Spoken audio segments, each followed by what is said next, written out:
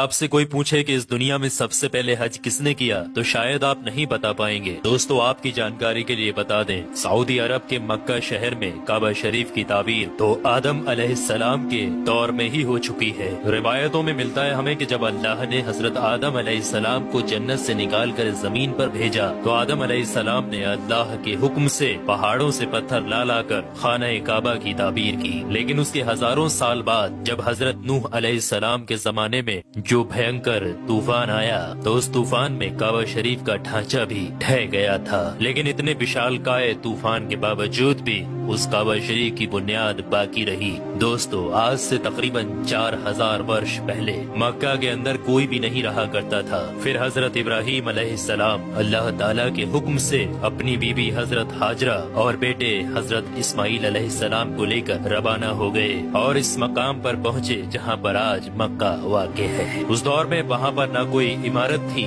نہ پانی، اور نہ ہی یہاں پر کوئی رہا کرتا تھا۔ درختوں کے نام پر صرف ببول وغیرہ کی جھاڑیاں ہوا کرتی تھی۔ حضرت ابراہیم علیہ السلام نے بیوی اور بچوں دونوں کو یہاں بیٹھا دیا، تھوڑا سا پانی اور کھجوروں کو بھی پاس میں رکھ دیا، اور پھر آپ علیہ السلام شام کی طرف چلے گئے۔ حضرت ابراہیم علیہ السلام دوسری بار جب مکہ شریف آئے تو قیام نہ کیا، لیکن جب تیسری بار تشریف لائے تو حضرت اسماعیل علیہ السلام سے فرمایا کہ بیٹا اللہ تعالیٰ نے مجھے ایک حکم دیا ہے۔ تو حضرت اسماعیل علیہ السلام نے کہا تو اطاعت کیجیے۔ تو حضرت ابراہیم علیہ السلام نے کہا کہ اللہ تعالیٰ نے مجھے حکم دیا ہے کہ یہاں پر ایک گھر بناؤ۔ گھر کی تعمیر شروع ہو گئی۔ حضرت اسماعیل علیہ السلام پتھر لاتے جاتے اور حضرت ابراہیم علیہ السلام بناتے جاتے تھے۔ جب تعمیر ذرا بلند ہو گئی تو حضرت اسماعیل علیہ السلام ایک پتھر کو اٹھا کر لائے جو کہ حضرت ابراہیم علیہ السلام اس پر کھڑے ہو کر تعبیر کر رہے تھے۔ یہی مقام ابراہیم بھی ہے۔ یہ باپ بیٹے دیوار کو اٹھاتے جاتے تھے اور دعا کرتے جاتے تھے، اے پروردگار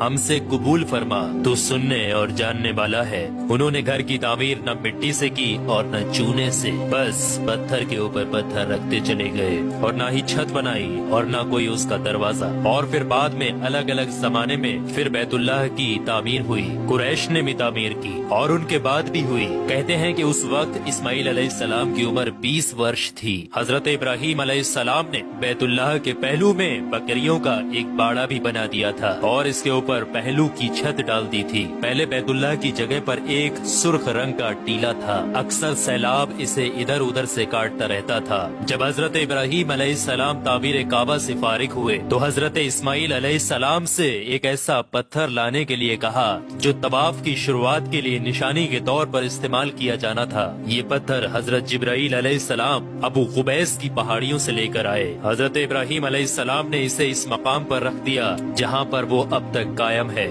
روایتوں میں آتا ہے کہ یہ پتھر بہت روشن تھا۔ حضرت جبرائیل علیہ السلام نے انہیں تمام مقامات بھی دکھائے۔ اور دوستو جب حضرت ابراہیم علیہ السلام کو اللہ کی طرف سے لوگوں کو حج کرنے کی دعوت دینے کا حکم ہوا تو حضرت ابراہیم علیہ السلام نے اللہ سے یہ سوال کیا کہ اے میرے خدا یہاں پر کون لوگ ہیں جو کہ میری آواز کو سنیں گے؟ اللہ تعالیٰ نے فرمایا کہ اے ابراہیم آواز دینا تمہارا کام ہے اور لوگوں تک اس آواز کو پہنچانا میرا کام ہے۔ دوستو اس کے بعد حضرت ابراہیم علیہ السلام ابو قبیس کی ایک بڑی سی پہاڑی کے اوپر چڑھ کر ایک بڑے سے پتھر کے اوپر کھڑے ہوئے اور لوگوں میں حج کرنے کا اعلان کیا کہ اے لوگوں اللہ تعالیٰ نے ایک گھر بنایا ہے اور تم پر حج فرض کیا ہے، لہٰذا تم اپنے پروردگار کی آواز پر لبیک کہو۔ تو اللہ تعالیٰ نے حضرت ابراہیم علیہ السلام کی اس آواز کو اتنا بلند کر دیا کہ اس آواز کو دنیا کے ہر ایک انسان نے سنا، یہاں تک کہ پیڑ پودوں کو بھی وہ آواز سنائی دی، جس کی وجہ سے پہاڑ اور پیڑ پودوں میں بھی یہ خواہش ہو گئی کہ وہ بھی اللہ کے اس پاک گھر کی زیارت کریں۔ اللہ تعالیٰ نے حضرت ابراہیم علیہ السلام کو یہ حکم دیا کہ وہ اس گھر کو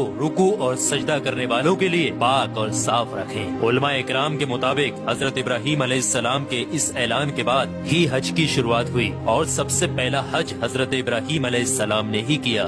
روایات کے مطابق رسول اللہ صلی اللہ تعالی علیہ وآلہ وسلم نے فرمایا کہ اللہ کے اس گھر پر اللہ کی رات دن 120 रहमतें नाजिल होती हैं। 60 रहमतें तवाफ करने वालों के लिए, 40 नमाजियों के लिए और 20 अल्लाह के घर को देखने वालों के लिए। हजरत हसन बिन अदिया फरमाते हैं कि हमने रसूलुल्लाह सल्लल्लाहु अलैहि वसल्लम के इस कौल पर गौर किया। मालूम हुआ कि ये सब रहमतें दर हकीकत तवाफ करने वाले के लिए हैं कि वो तवाफ करता है, नमाज भी पढ़ता है और काबा की तरफ देखता भी है। किसी ने क्या खूब कहा है, खाना काबा में तरह तरह की फजीलतें हैं, घर वाला ही उन्हें जानता है। जो कोई भी यहाँ पर अपनी खताओं से डर कर आया, अल्लाह उसकी हिफाजत करता है। ताहिरुल करबी लिखते हैं कि खाना काबा 11 मरतबा ताबीर हुआ है। हजरत आदम अलैहिस्सलाम ने बनाया, हजरत शीश अलैहिस्सलाम ने ताबीर किया, हजरत इब्राहिम अलैहिस्सलाम ने ताबीर किया, अमालका ने बनाया, जुरहम ने तामीर किया, कसी ने तामीर किया, कुरैश ने बनाया, अब्दुल्ला बिन जुबैर रदियल्लाहु ताला अन्हु ने ताबीर किया, हज्जाज बिन यूसुफ ने बनाया, सुल्तान मुराद ने ताबीर किया, जो कि आले उस्मान में से था। दोस्तों आपको बता दें, जो काबा शरीफ की ताबीर के लिए हलाल माल इकट्ठा किया गया था वो काफी नहीं था, इसलिए 6 हाथ एक बालिस्त जगह कम कर दी गई थी और एक छोटी सी गोल दीवार बना दी थी ताकि लोग इसके बाहर तवाफ करें। काबा के अंदर उन्होंने 2 सफों में 6 सुतूर रखे थे जिसके ऊपर छत थी। उससे पहले काबा शरीफ के ऊपर छत मौजूद नहीं थी। दरवाजा एक रखा था। छत की बुलंदी 18 हाथ थी। हजरत जुबैर रदियल्लाहु ताला अन्हु ने काबा शरीफ की छत की बुलंदी 27 हाथ रखी ताकि अर्श के मुनासिब हो जाए। एक दरवाजा दाखिले के लिए और एक बाहर जाने के लिए बनाया। दोनों दरवाजे सतह जमीन के बराबर थे। दोस्तों आपको बता दें, जिस दिन काबा शरीफ की तामीर मुकम्मल हुई वो दिन बहुत अजीब था। उस दिन बहुत सारे गुलाम आजाद किए गए और बहुत सी बकरियां ज़िबा की गयी। तो दोस्तों अब आप लोगों को समझ में आ गया होगा कि काबा शरीफ की तामीर किस किस तरीके से किस किस वक्त में किस किस ने की और सबसे पहला हज किसने अदा किया। तो काबा शरीफ से जुड़े हुए कुछ रहस्यमयी चीजें मैंने आपके साथ शेयर की है। अल्लाह से दुआ है कि हम तमाम लोगों को हज करने की तौफीक